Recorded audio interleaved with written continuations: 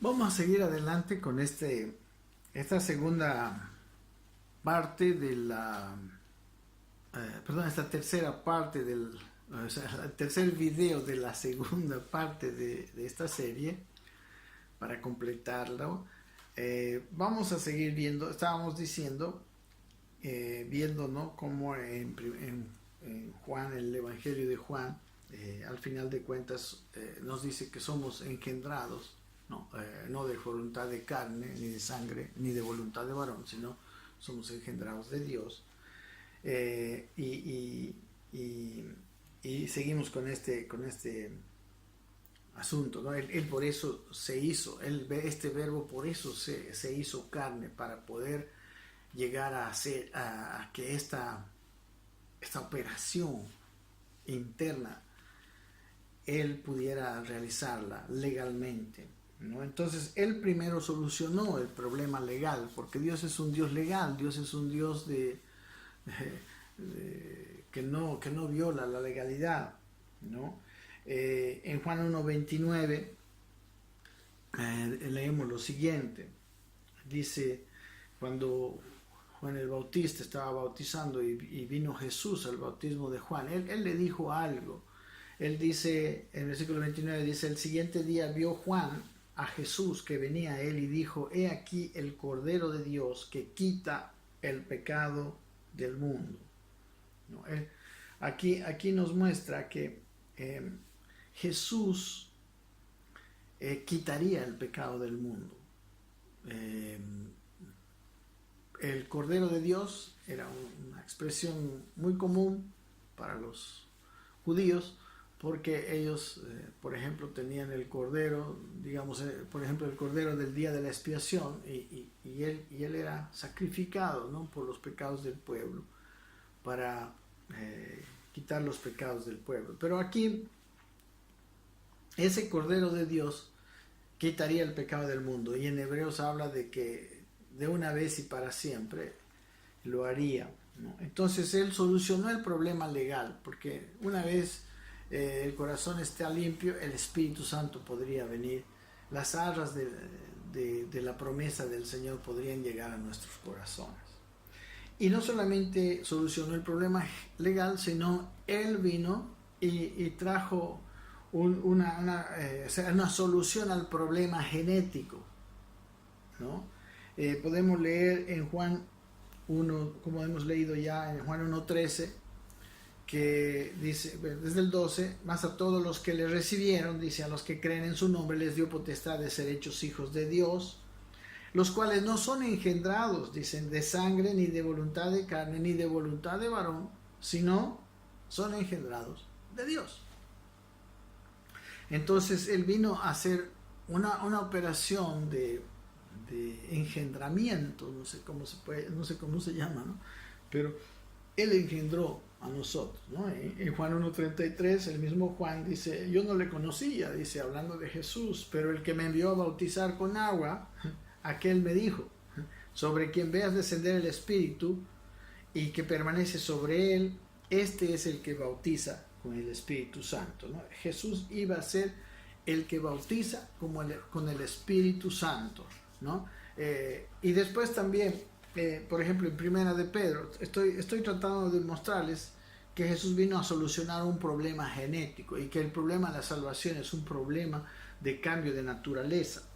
En Pedro, en las cartas de Pedro, en la Primera de Pedro, capítulo 1:23, dice lo siguiente: siendo, dice, renacidos, hablando de los cristianos, no de simiente corruptible, ¿no? La simiente corruptible fue la simiente que nos trajo a esta vida a través de nuestros padres.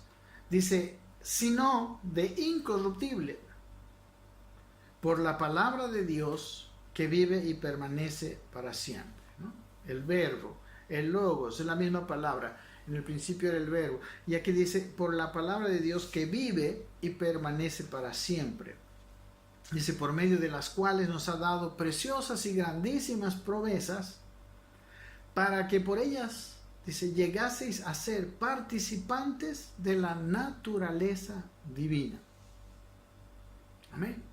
Ese es el objetivo de las palabras, este es el objetivo de la predicación, y ese es el objetivo por el cual la iglesia está aquí, para que por medio de esas palabras las personas puedan llegar a nacer de nuevo, a ser renacidos de esa simiente incorruptible y ser participantes de la naturaleza divina. Y dice en la segunda parte del versículo 14, dice, habiendo huido de la corrupción que hay en el mundo a causa de la concupiscencia. O sea, nosotros con esa nueva naturaleza, nosotros nos separamos de la corrupción, nos separamos de la muerte, ¿no? La muerte eterna, la muerte. En la medida en que nosotros somos llenos de esta nueva naturaleza, en esa medida también se notará que en nuestro comportamiento el pecado ya no es más un problema. En su segunda carta, Pedro, en la segunda carta de Pedro, capítulo 1, versículo 4, me permiten,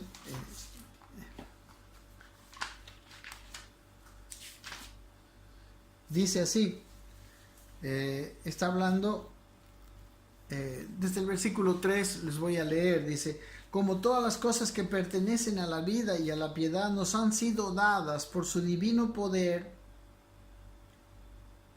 mediante el conocimiento de aquel que nos llamó por su gloria y excelencia, ¿no? Todas las cosas nos han sido dadas por el conocimiento. Recuerden, el conocimiento, la epignosis, el conocimiento profundo, el conocimiento participativo, nos trae, ¿no?, todas las cosas que pertenecen a la vida y a la piedad. Dice, esas nos han sido legadas, nos han sido entregadas, nos han sido pasadas a nuestra propiedad a través del conocimiento de aquel que nos llamó por su gloria y excelencia. Dice versículo 4, por medio de las cuales, ¿no?, de aquellas cosas que pertenecen a la vida y a la piedad, nos ha dado preciosas y grandísimas promesas, para que por ella, dice, llegaseis a ser participantes, nuevamente, de la naturaleza divina, habiendo huido de la corrupción que hay en el mundo a causa de la concupiscencia. Amén. El problema genético está aquí resolviéndose. Jesús lo vino a resolver. Amén. Y ese Jesús que resolvió ese problema vino y nos vino a dar ahora a conocer al Padre, porque es el conocimiento, ¿no?, el que permite que nos sean otorgadas todas aquellas cosas que pertenecen a la vida y a la piedad. Por eso, en Juan 1:18, eso es un versículo muy interesante, para mí engloba bien, de una manera preciosa, este por qué primero vino Jesucristo y este por qué ahora está la iglesia. En el caso de Juan 1:18 habla de Jesucristo, dice, a Dios nadie le vio jamás, dice, el unigénito Hijo que está en el seno del Padre, Él le ha dado a conocer. Recuerden que el mundo no puede ver a Dios, porque Dios es un ser espiritual. Nuestros ojos naturales solo pueden ver las cosas que se ven, las cosas visibles, no las cosas espirituales. El hombre, para ver a Dios, necesita nacer espiritualmente, tal como Jesús le dijo a Nicodemo. Podemos leer aquí en este mismo evangelio, en el versículo 3, un fragmento de la conversación que tuvo Jesús con Nicodemo, un maestro entre los judíos. El versículo 3 del capítulo 3 de Juan dice lo siguiente: respondió Jesús y le dijo, miren lo que le dice Jesús a este hombre, que aunque era maestro de Israel, era un principal de entre los judíos, dicen los versículos precedentes, no podía entender. Dice, de cierto te digo que el que no naciere de nuevo no puede ver el reino de Dios. Por eso en el capítulo 1:18 dice, el mundo nunca vio a Dios.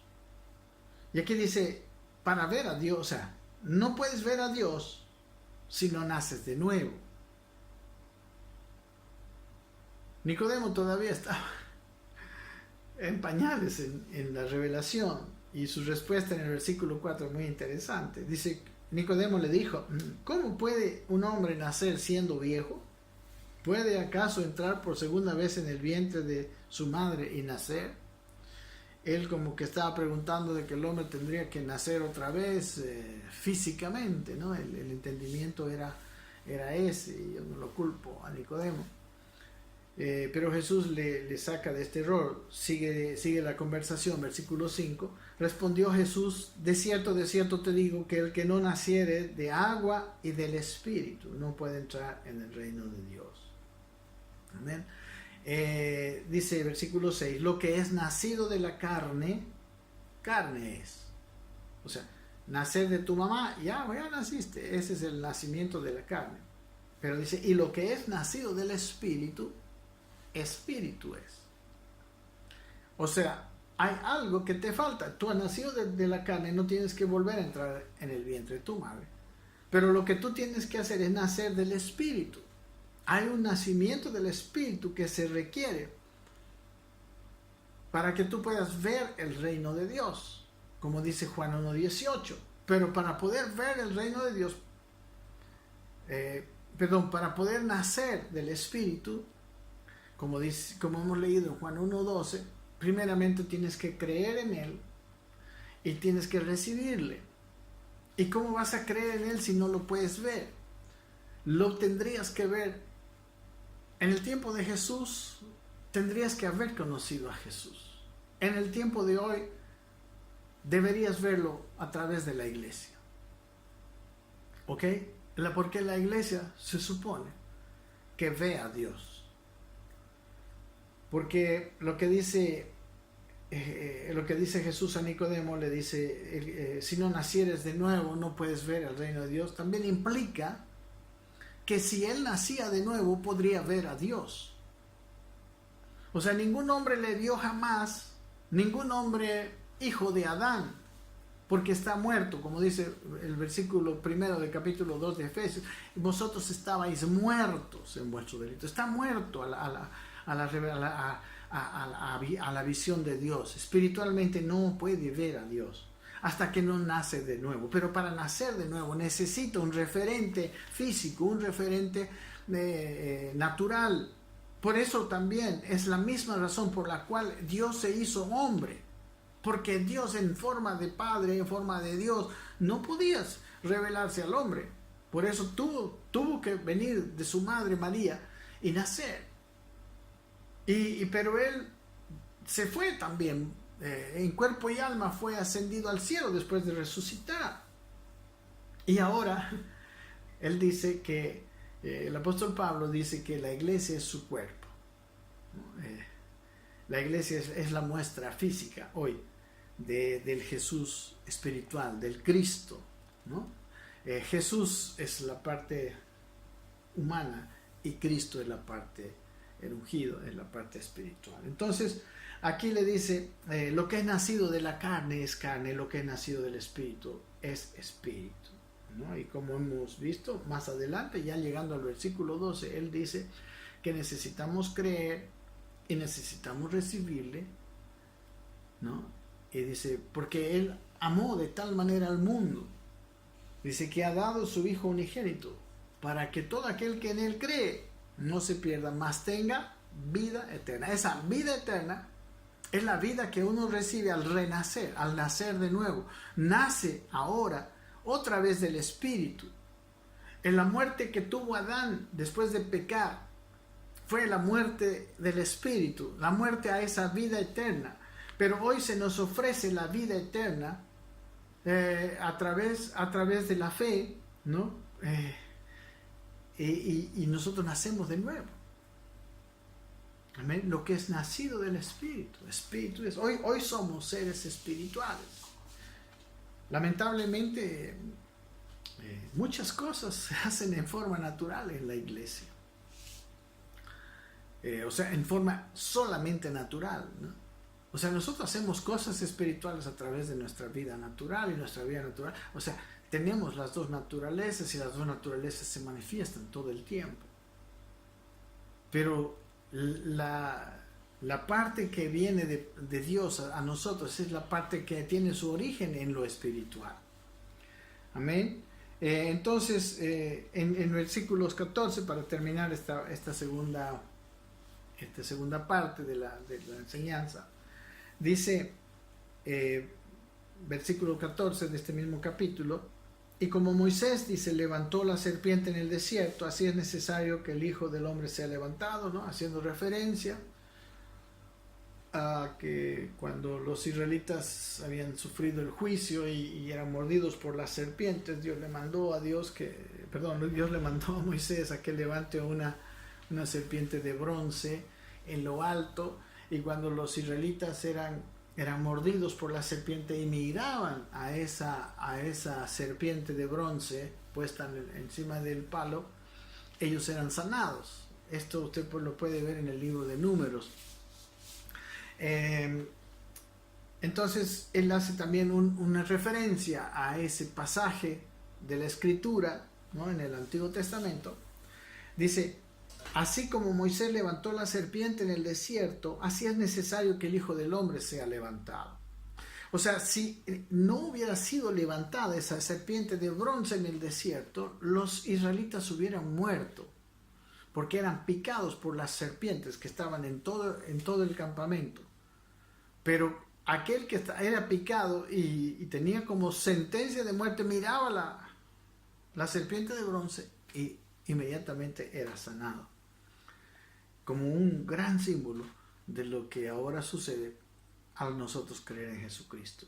Versículo 15 dice, el 14 dice, para eso es necesario que el Hijo del Hombre sea levantado, para que todo aquel que en él cree no se pierda, mas tenga vida eterna, mas tenga esa vida nueva.